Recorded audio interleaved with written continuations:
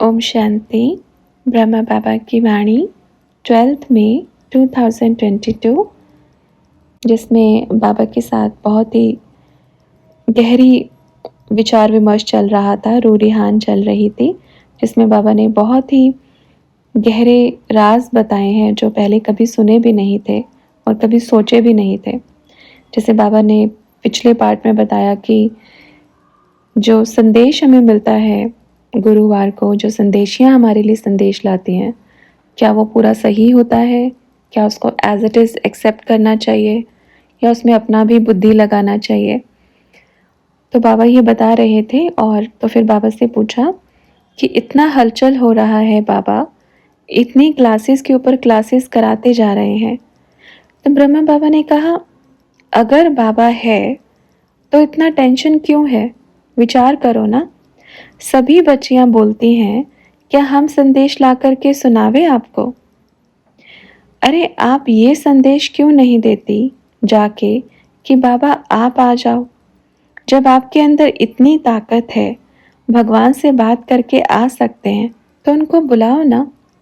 कहो ना बाबा, इतने सारे रथ बैठे हैं, आप किसी में तो आ जाओ, बुलाओ। फिर देखते हैं कितने बच्चे दौड़ते हैं पीछे। और वर्तमान समय बोलते ना, सभी बच्चे जाग रहे हैं, सबकी बुद्धि का ताला खुल रहा है।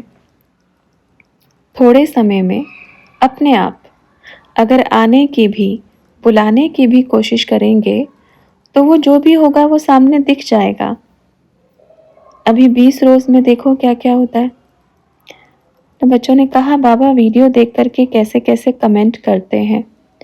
बाबा ने कहा, देखो, बोलते हैं ना, इस संसार में सच्चाई हमेशा कड़वी लगती है। उनको बोलो, शिव ने तो जहर का प्याला पी लिया, आप भी दे दो, जितना दे सकते हो, सब पी जाएंगे। बच्चों के अंदर बुद्धि बड़ी तेज चलती है।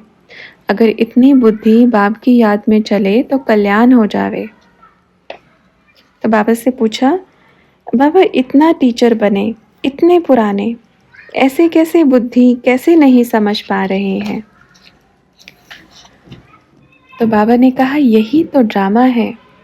बुद्धि का ताला बंद और चाबी खो गई, गुम।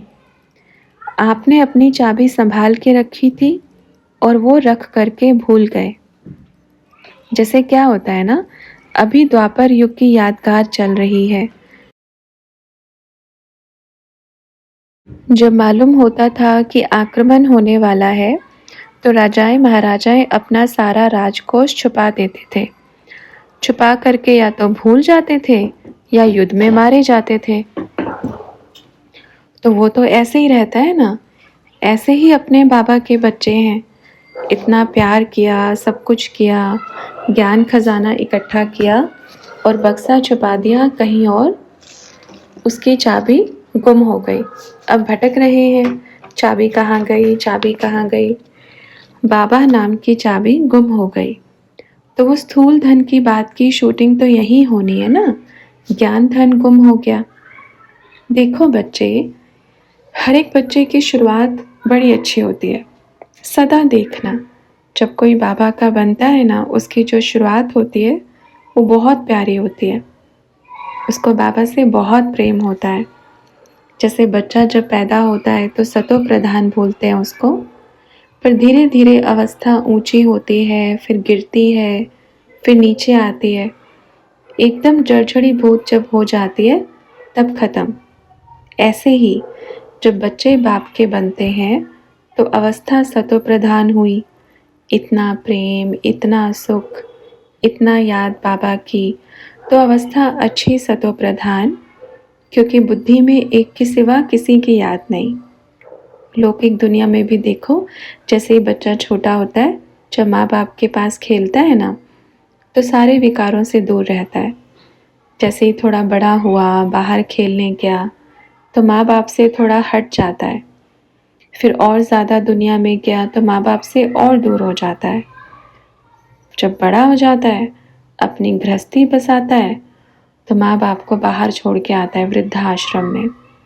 तो यहाँ क्या हो रहा है, जब बाबा थे अवस्था बड़ी सतोप्रधान अच्छी, फिर जैसे जैसे आर्थिक रूप से संपन्न होते गए तो माया ने खींच लिया, बाबा से दूर हो गए, थोड़े दूर हुए, फिर धीरे धीरे और ज़्यादा माया ज़ोर से आई, विकार के रूप में भी आई, आर्थिक धन के रूप में भी आई, तो और दूर हो गए। जैसे बाबा मधुबन में आए, इस तन में आए तो क्या किया, कहा निकलो आप बाहर, ना पहचानने के कारण बाहर निकाल दिया। बाबा तो मधुबन में ही आए थे ना, बाहर इधर उधर थोड़ी आए थे। कहाँ आए थे, मधुबन में ही आए थे। नहीं पहचाना तो कहा निकलो बाहर। अच्छा, फिर किसी ने कहा कि कल एक भाई का फोन आया था, कहा कि बाबा ने 2 ग्रुप बनाए। बाबा ऐसे थोड़ी करेगा जो ग्रुप बनाएंगे। बाबा ने कहा नहीं नहीं, 2 ग्रुप नहीं बनाए। किसने बोला 2 ग्रुप बनाया? भाई बोलो आपने निकाला है। अब जहाँ सिकी लते बच्चे होंगे, माँ बाप जहाँ जाएंगे पीछे पीछे आएंगे, अपने माँ बाप को कहीं से भी ढूंढ के निकालेंगे। होता है ना ऐसे। मानो एक बच्चे के पास से निकल गए, फिर जो सिके लदे बच्चे हैं, माँ बाप को प्यार करने वाले हैं, तो बाप माँ जहाँ बैठेंगे वही बच्चे बैठेंगे। कहाँ जाएंगे, वो दौड़ दौड़ कर आएंगे, क्योंकि वो सिके लदे बच्चे हैं, बाप को प्यार करने वाले बच्चे हैं। तो ये कहानी चल रही है, इसमें सोचना नहीं कि 2 ग्रुप बन गए। मैंने कोई डिससर्विस तो नहीं की, कोई डिससर्विस नहीं हुई, बल्कि और ही सर्विस हुई है। अभी देखना, 1 मास में ही देखना आप, 1-2 मास में देखना, जो ऐसे है ना अभी ऐसे ऊपर हो जाएगा। ये वंडरफुल ड्रामा है बच्चे। इसको जिसने जाना वो दुनिया का सबसे बड़ा ज्ञानी, जिसने नहीं जाना वो भेड़ बकरियों की सभा में चलेगा। तो इसलिए उनको बोलो आपको बहुत ज्ञान है, कोई बात नहीं, अच्छा है।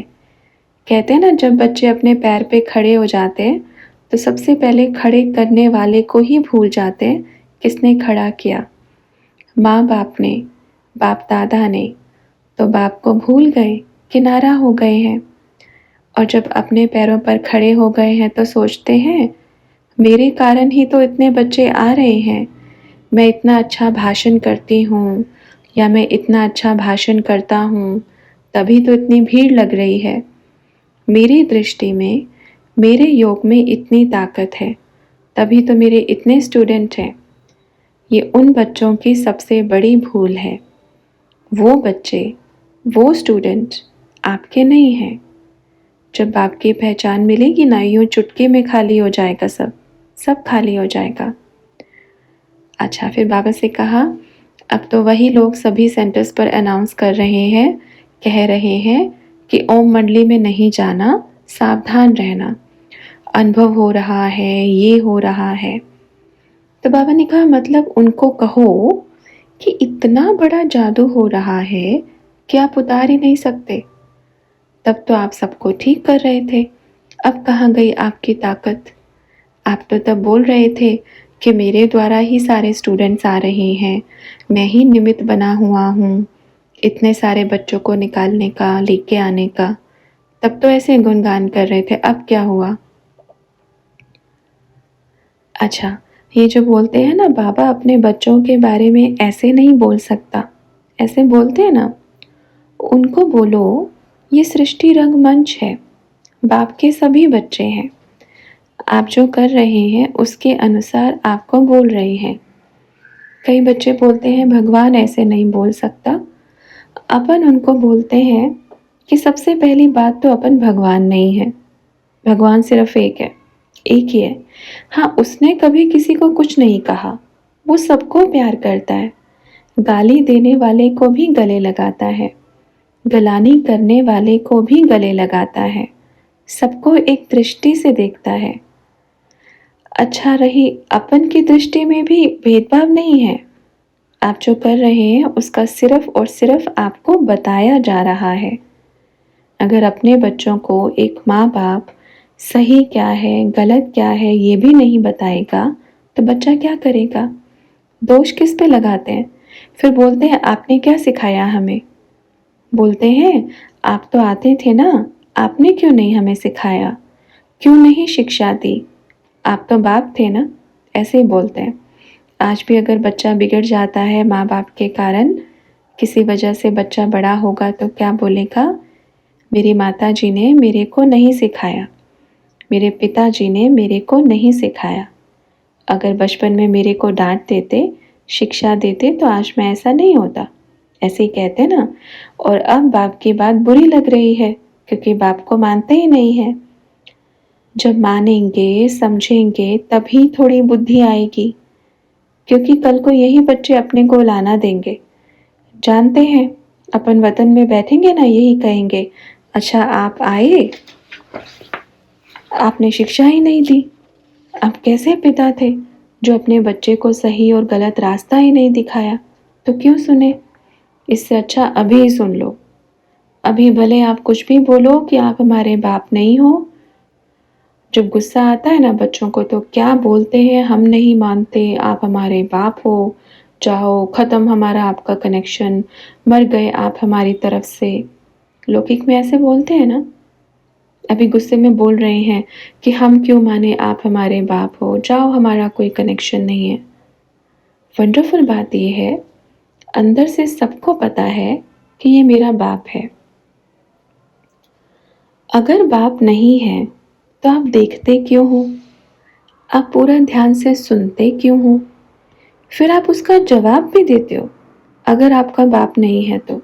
है ना वंडरफुल बात। तो जो चीज़ नहीं है तो उसको देखना भी नहीं चाहिए।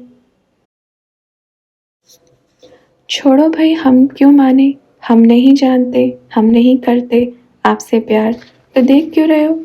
उसका बराबर जवाब भी दे रहे हैं। मतलब ये पता है कि बाप है, दिल में है, पर मुख पे नहीं आ रहा है। डर है, ये डर भी अपने पिता को स्वीकार नहीं कर रहा। मतलब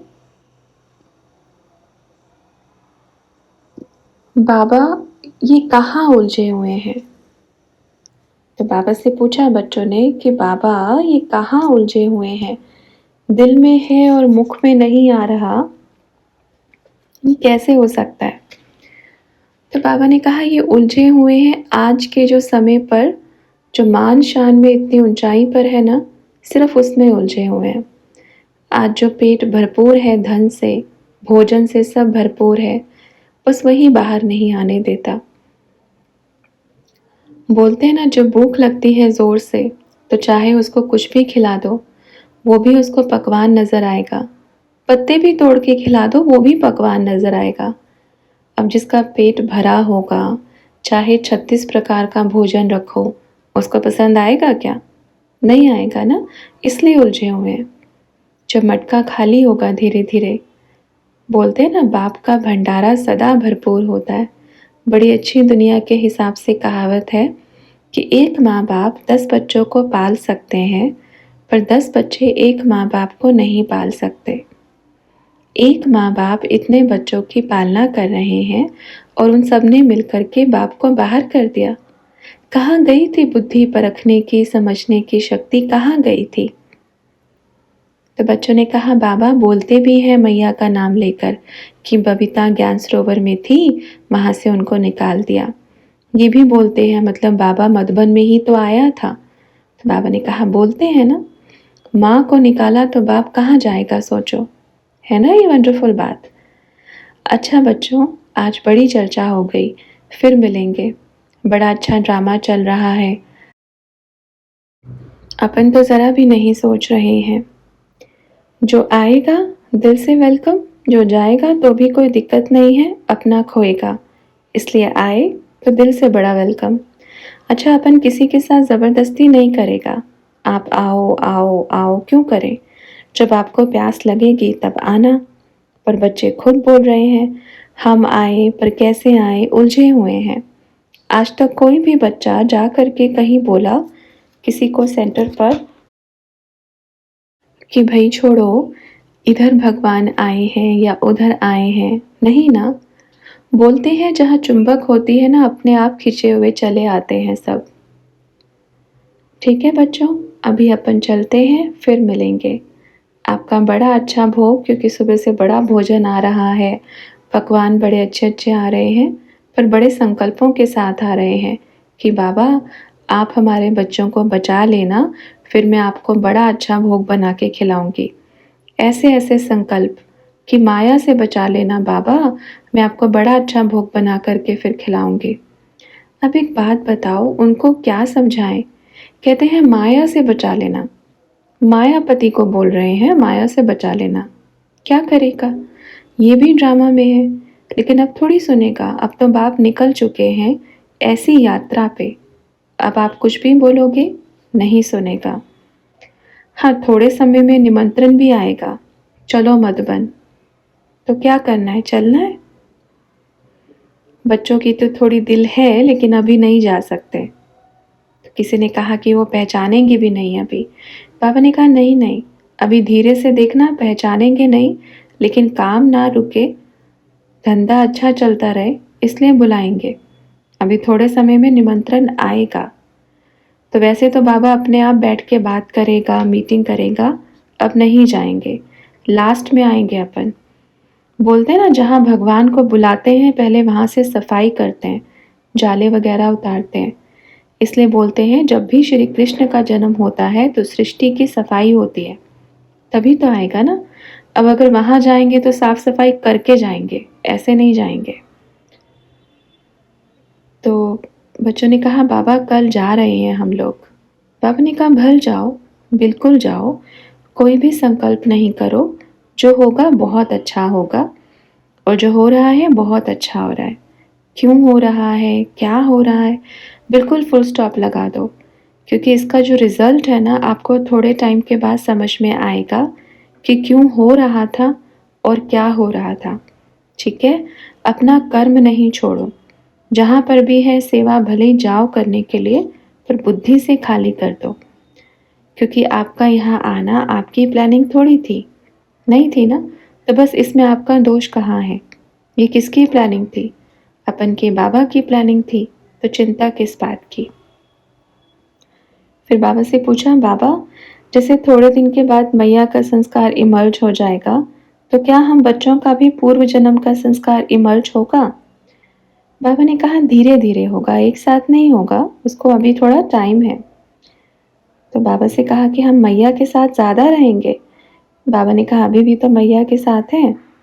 अच्छा समझ गए, मैया के साथ ज़्यादा रहेंगे, मम्मा के साथ कम रहेंगे। मम्मा स्ट्रिक्ट है, मैया हमें प्यार करती है, मगर संस्कार इमर्ज हो जाएगा तो स्ट्रिक्ट है। देखो धीरे धीरे कैसे सृष्टि परिवर्तन होती है, कैसे आत्माओं के संस्कार इमर्ज होते हैं, कैसे चलता है ड्रामा। आप बच्चे बोलते हैं ना चमत्कार, जिसको बोलते हैं वो आने वाले समय में दिखाई देगा, और इसको देखने का सौभाग्य सिखे लदे बच्चों को प्राप्त होगा। तो आप सभी कौन हो? भाग्यशाली बच्चे हो, सिके लदे बच्चे हो। ठीक है? अच्छा बच्चों, फिर मिलेंगे।